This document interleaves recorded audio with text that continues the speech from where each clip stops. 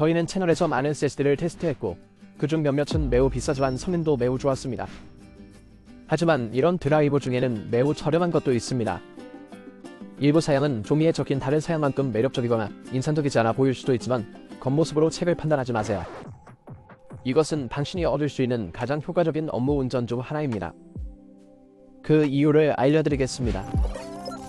호키즈.com을 사용하면 저렴하고 쉽게 윈도우 라이선스를 구매할 수 있으며 1020 코드를 사용하면 추가 할인 혜택을 받을 수 있습니다. 구매를 완료하고 키를 복사하여 활성화 설정에 붙여넣습니다. 그리고 모두 끝났습니다. 또한 마이크로소프트 오피스 19 라이선스를 확인하고 추가 할인을 위해 동일한 코드 TN20을 사용하세요.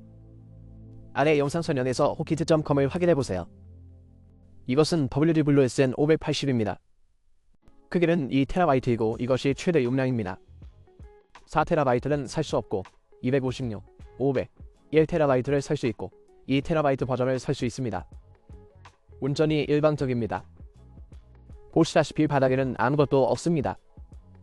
거기에 랜드칩이 하나 있고 여기에 컨트롤러가 있습니다. 가운데에 작은 스티커만 붙이면 됩니다. 꽤 기본적인 운전이에요. 이제는 드램 캐시가 없고 호스트 메모리 버퍼를 사용합니다. 상자에는 초당 최대 4150MB라고 적혀 있습니다. 우리 모두는 이것이 순차적인 속도라는 것을 알고 있지만 실제로는 그다지 중요하지 않습니다. 그러면 몇 가지 벤치마크를 살펴보고 이 드라이브가 얼마나 좋은지 알아보겠습니다. 이제 순차적 읽기와 쓰기를 먼저 확인해야 합니다. 이것이 반드시 SSD 속도를 측정하는 가장 유용한 방법은 아닙니다. 우리는 여전히 어느 것이 더 빠른지 확인할 수 있으며 실제로 상자에 적힌 것과 일치하는지 확인할 수 있습니다. 이는 초당 최대 4150MB를 의미합니다. 광고보다 빠른 초당 4336MB의 읽기 속도를 얻고 있습니다. 실제로 하단 드라이브 중 하나를 볼 수 있습니다. 쓰기 속도 면에서도 광고보다 빠릅니다. 여기 상자에서와 비교하면 초당 4227MB입니다. 순차적인 읽기 및 쓰기 속도는 그리 인상적이지 않습니다. 우리는 5회 전에 출시된 세버런트 라킷 4.01TB 드라이브와 비슷한 수준에 있습니다. 삼성 992호도 비슷하지만 그다지 인상적이지 않습니다. 그런 킥 시스템 벤치마크를 살펴보죠. 이것은 시스템의 모든 곳에 있는 작은 파일에 접근하는 매우 간단한 시스템 드라이브이지만 SSD에 너무 많은 부담을 주지 않습니다. 그러니 보조 드라이브를 찾고 있다면 이것이 바로 그것입니다. 이것이 프로젝트를 추진하기에 완벽하다고는 말할 수 없어요. 왜냐하면 만약 여러분이 참답자라면 프로젝트는 이 빠른 시스템 벤치마크보다 좀 더 무거울 수 있거든요. 프로젝트 드라이브를 찾고 있다면 전체 시스템 드라이브 벤치마크와 드라이브 일관성을 살펴보고 무언가를 함께 모아보세요. 하지만 퀵 시스템 벤치마크를 보세요. 갑자기 우리는 더 이상 최하 위에 있지 않다는 걸 알 수 있어요. 우리는 바로 중간에 있어요. 우리는 훨씬 더 비싼 드라이브인 넥서 NM800 프로보다 약간 느릴 뿐입니다. 보시다시피 여기에 있습니다. 이 제품에도 드램 캐시가 있습니다. 그렇지는 않지만 우리는 여전히 그것과 동일한 형태를 유지할 것입니다. 넥사 NM800 프로. 하지만 보조 드라이브로는 꽤 좋은 벤치마크라고 생각합니다. 이제 데이터 드라이브는 갑자기 이 규모에서 훨씬 더 높은 수준으로 여행하고 있으며 갑자기 SN770과 매우 유사해졌습니다. 데이터 드라이브 벤치마크는 더 많은 데이터를 저장하는 곳입니다. 아마도 로딩한 다음 읽는 게 좋을 듯. 하지만 여기저기에 있는 작은 파일을 많이 읽는 것은 아닙니다. 이는 데이터를 저장하는 등의 목적으로 사용하는 데이터 드라이브 벤치마크와 같습니다. 따라서 이 제품은 매우 우수한 성능을 보이고 있으며 실제로 일부 고급 드라이브 WD 블랙 SN850X는 이 드라이브보다 느린데 이는 매우 인상적입니다.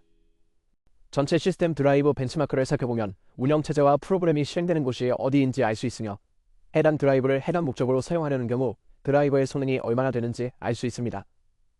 우리는 중간쯤에 있고 약간 아래에 있지만 보시다시피 이 SN580과 킹스턴 KC3000 사이에 큰 차이가 없습니다. 킹스턴 KC3000은 훨씬 비싼 드라이브이지만 약 7%, 어쩌면 5% 더 빠른 드라이브입니다. 전체 시스템 벤치마크 관점에서 보면 매우 인상적입니다.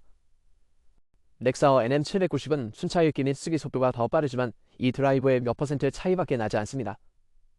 보시다시피 테라바이트당 가격은 SN580이 약간 더 저렴합니다. 현재 삼성 992호나 990 프로, 솔리드금이 P44%와 같은 최고의 젠4 드라이브 중 일부는 여기 있는 제품보다 10에서 15%더 빠르지만 가격도 10에서 15% 이상 더 비쌀 것입니다.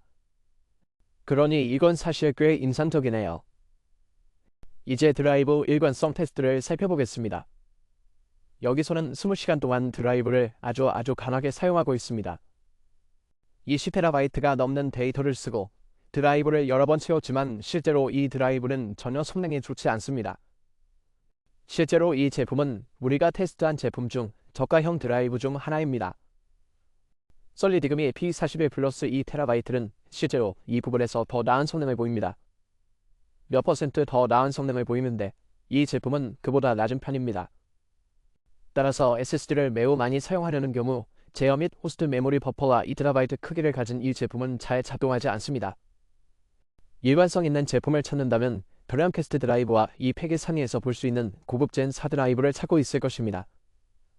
이제 테라바이트 규모의 기록된 사양에 대해서도 이야기해야 합니다. 항상 그렇듯이 모든 드라이브에는 5년 보증 또는 테라바이트 규격의 서면 사양이 적용되며 기본적으로 자동차에서 제공되는 보증 기간이나 주행거리와 같습니다. 따라서 이 제품으로 얻을 수 있는 용량은 1TB당 600TB이고 최소 용량은 500GB와 256GB입니다. 이것들은 500GB에 쓰여진 테라바이트의 절반과 1TB에 쓰여진 사양을 비교한 것과 선형관계에 있습니다. 하지만 2TB급은 실제로 테라바이트 단위로 작성된 사양에 따라 선형적으로 확장되지 않습니다. 2TB당 900TB를 쓸 수 있는데 이면 삼성이나 일부 상위 모델인 웨스턴 디지털 SN770이나 SN850X가 제공하는 것보다 25% 적은 양입니다. 그래서 2TB짜리 제품은 매우 저렴하지만 테라바이트로 작성된 사양은 그다지 인상적이지 않거나 실제로 우리가 볼 수 있는 산업 표준보다 낮기 때문에 약간 아쉽습니다. 이는 테라바이트당 약 $65의 비용이 듭니다. 2TB 버전은 1TB당 $60 정도로 더 저렴합니다. 이 드라이버의 가격과 아래 설명에서 이 영상에서 보여준 나머지 드라이버의 가격을 꼭 확인해 보시기 바랍니다. 특정 드라이버에 대한 할인 혜택이 있는 경우가 많기 때문에 이 드라이버를 구매하시는 것을 적극 추천합니다. 현재 많은 할인 혜택이 진행 중이므로 아래 설명에서 최신 가격을 확인하세요. 하지만 결론적으로 저는 SN580이 매우 인상적인 드라이버라고 생각합니다. 이 제품에 지불하는 금액에 비해 실제로는 가격이 더 비싼 솔리드금이 P41 플러스보다 우수하지만 실제로 이 SN580만큼 성능이 좋지는 않습니다. 그래서 저는 WD가 여기서 하는 일이 마음에 들고 가격도 저렴하고 최경 SSD 중에서는 최고라고 생각합니다. 돈에 비해 최고의 성능을 원한다면 이걸 이길 만한 건 없죠. 여러분이 어느 것을 선택할지 알고 싶지만 제 생각엔 이게 매우 인상적이네요. 좋아요 버튼을 눌러주세요. 아직 구독하지 않았다면 구독해주세요. 확인하고 싶다면 아래 링크를 클릭하세요. 시청해주셔서 감사합니다. 안녕.